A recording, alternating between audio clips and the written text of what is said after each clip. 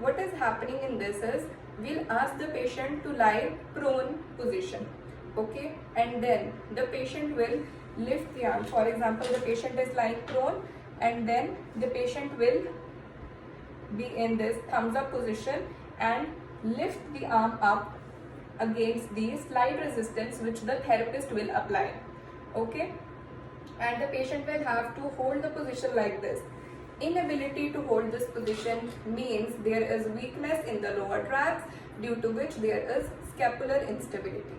Now comes the functional movement screening, which is very important because we are going to examine the patient in the functioning position of the daily life.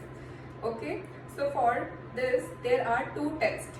First is the wall angel test, and the second one is the push-up test. In the wall angel test, what we are going to do is, we'll ask the patient to stand against the wall with full contact, okay, of the back, of the shoulders and of the head, right? And the patient will be asked, let me show you here, okay, there will be full contact with the wall, and then the patient will be asked to raise both arms up, and then without losing any contact with the wall, the patient has to bring the arms down towards the side. If there will be any restriction in the range of motion or any discomfort or any stretch while doing this, or the patient is losing contact with the wall because of this, this means this test is positive and there is weakness and restriction in the muscles. Okay, and this is mainly for the pectorals because the shoulder will lose contact first.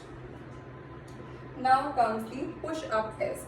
What is happening in the push-up test is, we'll ask the patient to perform push-up and there is no such restriction, okay?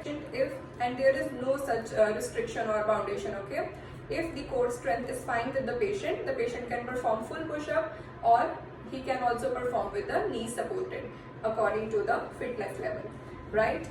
We are going to assess for the scapular stability and the muscle activation. While performing push-up, you have to look around this area of the scapula, that what is happening here, is the both sides muscle activated symmetrically, or there is anterior tipping of the scapula more on one side, or if there is any winging of the scapula, you have to look for that. And if this is present, these all tests will help you rule out if there is upper cross syndrome or not. So I hope you found this video helpful, and stay tuned for the treatment part.